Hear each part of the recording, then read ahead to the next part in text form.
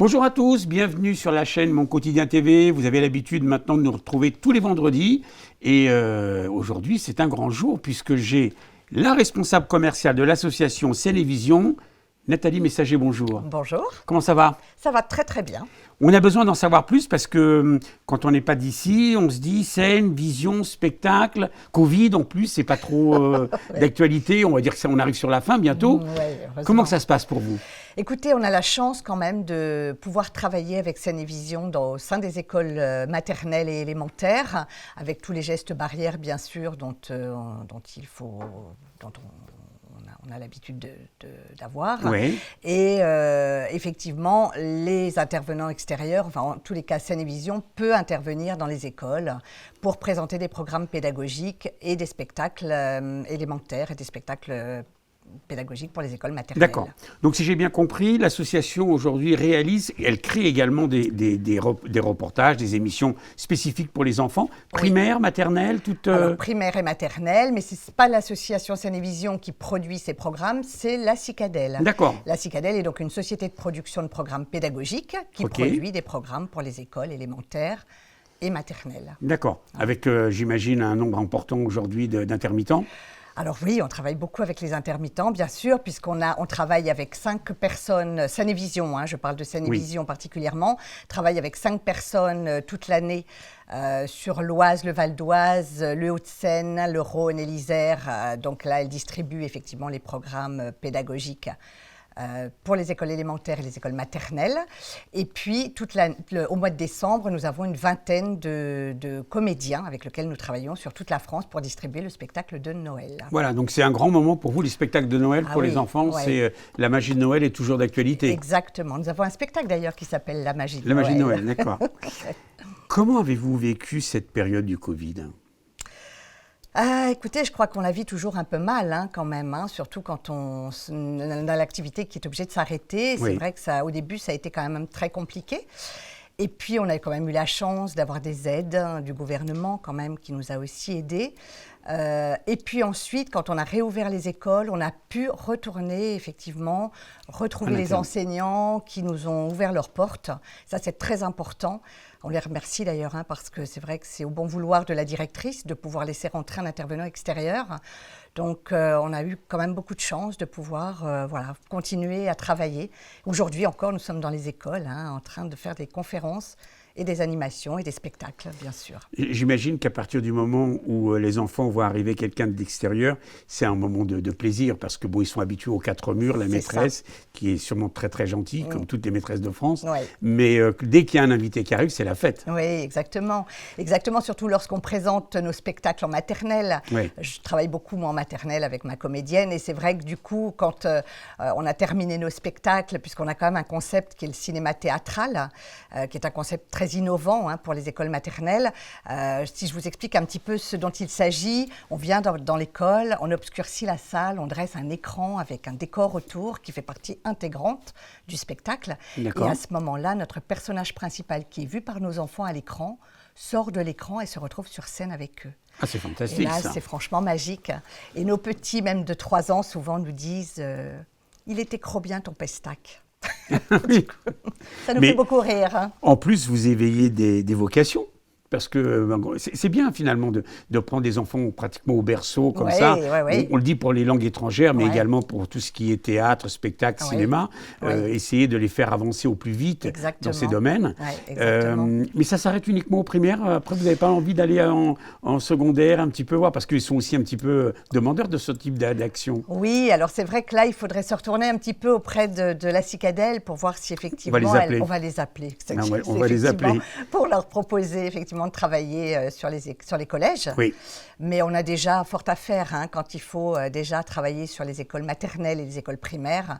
On a quand même un réseau d'écoles important à satisfaire déjà avant peut-être même d'aller sur sur le passage des collèges. Hein. Vous allez sur toute la région parisienne actuellement? Alors, la Cicadelle a donc un réseau de conférenciers sur toute la France. Nous avons effectivement, des personnes sur le département de la Seine-Saint-Denis, sur le 78. On a pas mal de conférenciers. Seine et Vision travaille, comme je vous le disais tout à l'heure, sur l'Oise, le Val d'Oise, les Hauts-de-Seine. Et puis, on a aussi 2 personnes sur l'Isère et sur le Rhône. D'accord. Voilà. Donc là, effectivement, ce sont des personnes qui sont intermittentes et qui développent effectivement les spectacles et les conférences au sein de Seine et Vision. Les grosses difficultés aujourd'hui pour une association comme la vôtre, c'est le personnel, ce sont les budgets, c'est les emplois du temps un petit peu particuliers d'éducation nationale. Oui, alors c'est surtout effectivement pouvoir convaincre une directrice d'école de prendre un spectacle, de choisir un spectacle. Ça, c'est toujours un petit peu compliqué. Vous savez qu'il existe énormément de spectacles. C'est vrai que quand il faut essayer de justifier notre qualité de travail, notre sérieux, parce que ça, c'est quand même très important. Quand les écoles nous connaissent après, elles savent très bien qui on est et elles n'hésitent pas à venir faire appel à nous de nouveau. Mais il est vrai qu'au départ, il faut se faire connaître et ça, c'est le plus difficile, je crois. J'imagine que ça fait quelques années que vous faites maintenant ce métier, ce beau métier. Je suis un petit peu curieux, j'ai envie de savoir, vous qui êtes en contact avec nos enfants, avec les enfants ou petits-enfants, vous avez trouvé du changement justement dans les enfants de maternelle, de primaire, plus éveillés, moins éveillés, plus difficiles? Oui, je pense que l'évolution est toujours un petit peu compliquée quand même. J'ai l'impression quand même qu'il est... Alors, concernant nos spectacles, si je dois revenir dessus, il est vrai que pendant 50 minutes ou 1 heure, nos enfants sont captivés par ce qu'on leur présente. Oui, bien Donc, sûr. si vous voulez, c'est vrai qu'on a des enfants, les enseignantes nous le disent beaucoup, nous le disent souvent, lorsque vous venez, les enfants ne bougent pas pendant 50 minutes. Donc, c'est vrai qu'on a affaire à des enfants qui sont captivés par les spectacles. Maintenant, effectivement, on voit quand même une certaine évolution au sein des enfants. Mais vous arrivez quand même à maintenir leur attention pendant 50 minutes sans problème. Ah oui, sans problème, sans problème. Au contraire, les enseignantes, les directrices sont souvent scotchées, d'ailleurs, de voir ces petits bouts de chou parfois, ils n'ont pas 3 ans. Quand ils sont à l'école, ils rentrent à l'école, ils n'ont pas 3 ans. Et là, de rester 50 minutes captivés par le spectacle et participatifs surtout, c'est important. Parce qu'ils participent également. Oui, bien sûr, on les fait participer, on les fait chanter, on les fait danser, on les fait se mettre debout. Et ça, c'est un moment magique. Oui, j'imagine. Oui, c'est un moment magique. Vous savez que j'avais un ami qui disait que le plus beau des tableaux, c'est le sourire d'un enfant. C'est ça. Mais vous leur amenez le sourire quand vous arrivez. On essaie d'apporter une certaine tranquillité, une certaine quiétude auprès des enseignants. On leur dit souvent, d'ailleurs, que ce qu'on veut, c'est qu'ils nous ouvrent leur école à 7h30 du matin parce qu'il nous faut un certain temps pour s'installer. Et puis, on leur demande juste de nous amener leurs enfants. Et nous, on se charge du reste. Comment aujourd'hui on pourrait vous aider? Parce que vous dites vous-même, c'est les directrices d'école qui aujourd'hui peuvent dire oui ou non à votre action. Oui. Les parents d'élèves rentrent en ligne de compte également? Alors oui, les parents d'élèves peuvent rentrer en ligne de compte. On essaie de les toucher aussi par l'intermédiaire d'emailing ou d'envoi de courrier. Pas toujours les personnes, elles ne sont pas au sein de l'école. D'accord. Donc les associations de parents ne sont pas toujours au sein de l'école. Donc c'est vrai qu'il faut pouvoir avoir les contacts. Et ça, ce n'est pas toujours facile de les obtenir quand même. L'éducation nationale reste assez imperméable? Oui. D'accord. Oui, alors que finalement, c'est un service... Alors, je vais être curieux, mais c'est un service que vous faites payer par l'éducation nationale, ou vous avez des partenaires financiers qui vous aident à réaliser ce type d'action? Alors non, là ce sont les écoles qui règlent le spectacle à la fin. Donc c'est pour ça que c'est toujours un petit peu compliqué, parce qu'il faut avoir le budget pour. Aujourd'hui, on a du mal à faire des kermesses, on a du mal à vendre des gâteaux, ce que font souvent les écoles maternelles d'ailleurs, pour obtenir un petit peu de finances. Et c'est vrai que là, pour le coup, c'est un petit peu plus compliqué. C'est pour ça que ça devient de plus en plus difficile. Oui, parce que même sur la fin de l'année, on n'est pas sûr aujourd'hui qu'on puisse avoir ces fameuses kermesses qui alimentent la caisse des écoles, qui finance pas mal de choses. Exactement. Donc du coup, ça c'est toujours un petit peu difficile d'avoir qu'ils puissent obtenir des subventions ou d'aide de la part des parents. Donc, ce sont souvent les parents qui amènent d'ailleurs la petite participation. Oui, c'est pas grand-chose. Non, c'est pas grand-chose. La projection dans l'avenir pour l'association, ça se traduit comment? Une évolution au niveau du nombre de spectacles, monter en puissance au niveau de la qualité, malgré que vous êtes déjà à un sommet. Dites-moi tout. Alors, Christophe Messager, notre producteur de spectacles, est toujours innovant. On est toujours surpris par ces spectacles. C'est quelqu'un qui va toujours de l'avant, qui nous amène toujours des spectacles de plus en plus. Cette année, on a donc on a une comédie musicale pour les spectacles de maternelle sur le printemps. Et c'est vrai qu'on n'avait jamais fait ce genre de spectacle en comédie musicale. Et c'est vrai que ça marche vraiment très, très bien. Donc voilà, c'est innovant à chaque fois. On essaye d'apporter toujours, il essaie toujours de nous apporter quelque chose. On est toujours surpris. Voilà, par ce qu'ils nous apportent. Donc, c'est vrai que c'est toujours plus facile de vendre des produits comme ça, quand ils sont nouveaux, quand on essaie toujours d'apporter un petit plus. L'actualité rentre également en ligne de compte dans vos spectacles, ou vous partez du principe qu'on est comme sur le festif et qu'on n'a pas à polluer les enfants avec l'actualité qu'on peut vivre au jour le jour? Alors, l'actualité, on est surtout sur les programmes pédagogiques, en fait. C'est-à-dire qu'on travaille vraiment en partenariat avec les écoles. Donc, c'est le programme qui a été défini à l'avance, donc on ne peut pas prendre en compte ce qui s'est passé dans le mois Non, enfin, on va surtout travailler, par exemple, sur les émotions. Vous voyez tout ce qu'ils doivent travailler au sein de l'école, les couleurs, les émotions, comme je vous le disais, le printemps, les 4 saisons. Voilà, on va apporter, si vous voulez, toujours la complémentarité avec l'équipe pédagogique qui est l'école, en fait. Bien sûr. On entend trop souvent dire de la part des institutrices que l'école ne remplace pas les parents, ce qui est vrai. Ce qui est vrai. Bon, on sait aussi que malheureusement, il y a des parents qui sont un petit peu à l'abandon, qui ne savent plus comment s'y prendre avec leurs enfants. Est-ce que finalement, ça ne serait pas la solution de passer par des programmes comme les vôtres pour faire le relais entre les parents et l'école et leur dire, voilà, vous voyez, nous, on arrive à les tenir 50 minutes en attention totale avec un spectacle. Il y a peut-être quelque chose à faire. Très certainement, il faut effectivement, je pense, trouver ses partenaires, les partenaires qui sont l'école, les parents, pour essayer, comme on disait tout à l'heure, justement, les parents d'élèves, pour pouvoir faire passer ces messages qu'on essaie de faire passer. Nous, mais vous savez, l'école reste quand même un petit microcosme. Tout à fait. Et c'est vrai que, voilà, ce qui se passe à l'école, ça se passe à l'école. Et on n'a pas le droit de changer. On ne veut pas. On a du mal à changer un petit peu les choses. J'aimerais bien avoir également votre opinion sur les programmes qu'aujourd'hui on propose aux enfants, ne serait-ce qu'à la télé. Alors, moi, je suis le premier le matin, quand je me réveille, à allumer le poste de télé pour voir l'actualité. Il y a les chaînes d'infos, bien sûr. Et puis après, il y a toutes les autres chaînes. Et par exemple, le week-end, je m'aperçois qu'il y a, allez, on va dire 50% de dessins animés. Et je ne retrouve plus les fameux dessins animés qu'on avait dans notre enfance, où il y avait une histoire, il y avait une morale, il y avait une logique. Je me trompe ou... Alors, je crois que ça existe encore, il faut juste aller piocher. Alors, moi, je viens d'être grand-mère depuis 2 ans. Félicitations. Merci. Et du coup, je suis avec ma petite fille le matin, et c'est vrai que nous regardons Choupi.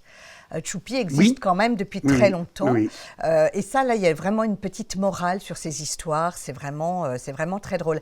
Et hier, j'ai essayé de retrouver les histoires de Babar. Oui, tout à fait. Babar, là, vous réveillez des souvenirs. Mais c'est vrai que c'est rigolo, parce que c'est vrai que sur ce genre de dessin animé, vous avez encore il y a encore ces morales, quoi, ces petites morales-là. Il n'y a pas longtemps, un autre invité m'avait parlé de Nounours.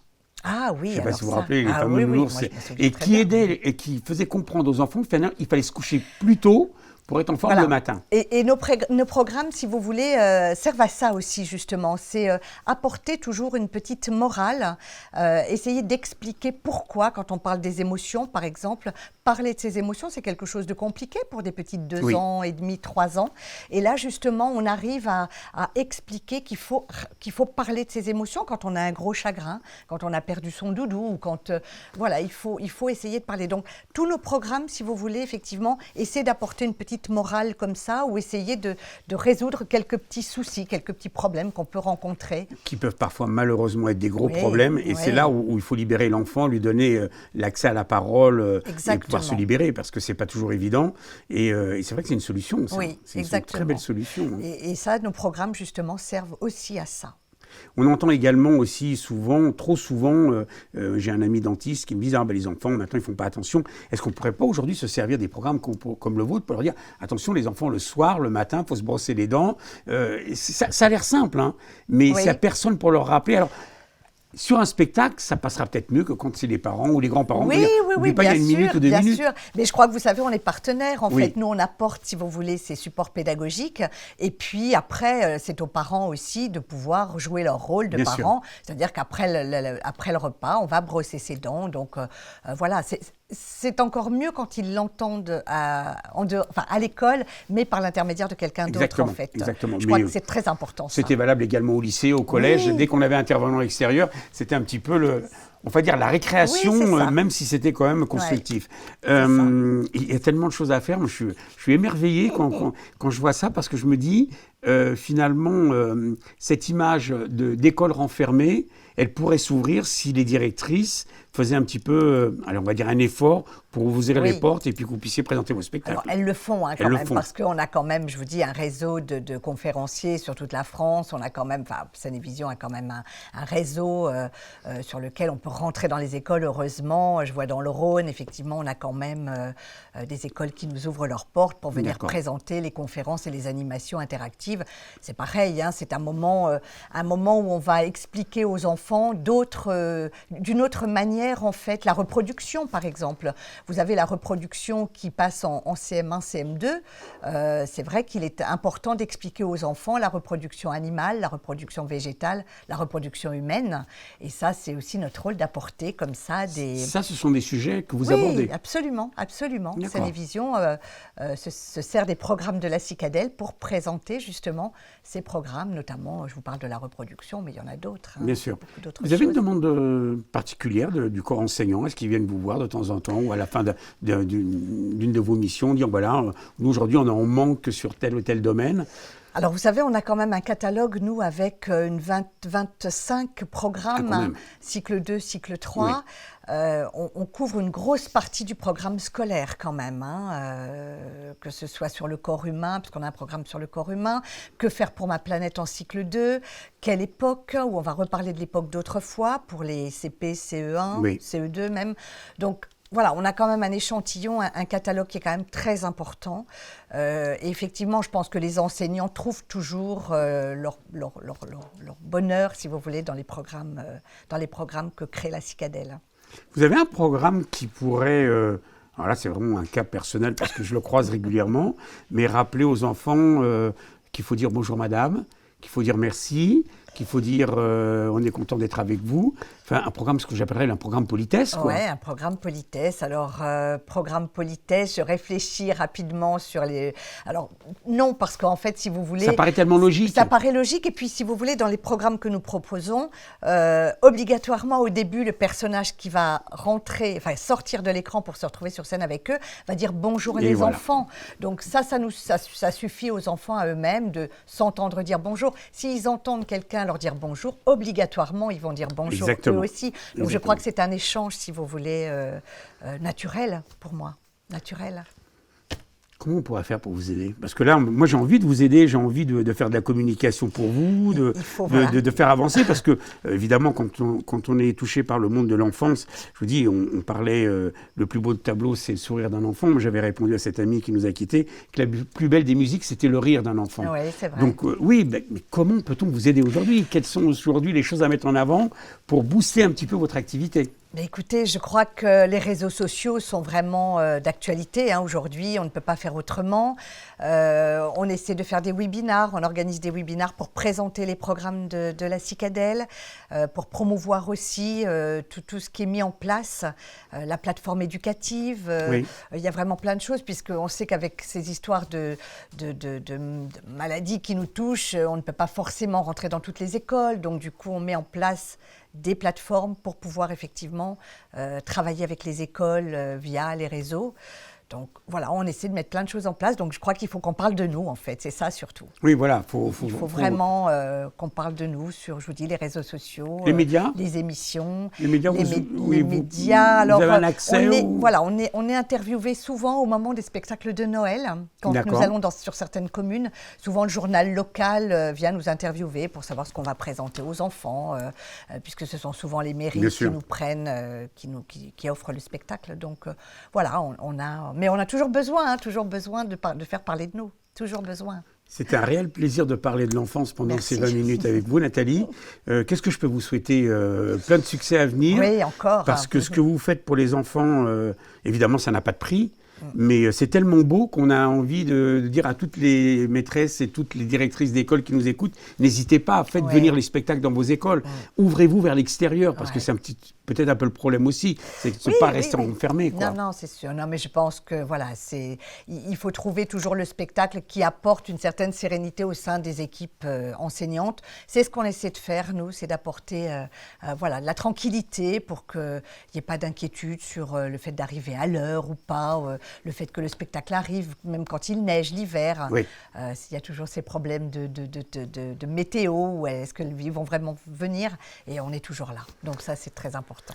Je vais me permettre, au nom de tous les enfants de France qui vous ont vu ou qui ne vous ont pas vu, mais qui vont vous voir, de vous remercier pour tout cet engagement, de remercier également tous les intermittents, tous les techniciens, toutes les personnes de l'association, parce que vous êtes comme quelques-uns maintenant. On est nombreux. Et puis de vous souhaiter plein de bonnes choses pour l'avenir. J'ai une dernière question. Est-ce que vous nous permettez de diffuser cette interview sur la chaîne Mon Quotidien TV ? Écoutez, oui, avec plaisir. Écoutez, merci beaucoup. On fera le maximum pour vous mettre en avant. Moi, je voudrais remercier Cyril Bartholomé, qui aujourd'hui est à la technique, et puis Océane, qui est notre maquilleuse maintenant attitrée, et puis bien sûr les équipes de Griffe Productions et de Atoucam pour la réalisation de cette émission. Je vous donne rendez-vous très bientôt sur Mon Quotidien TV.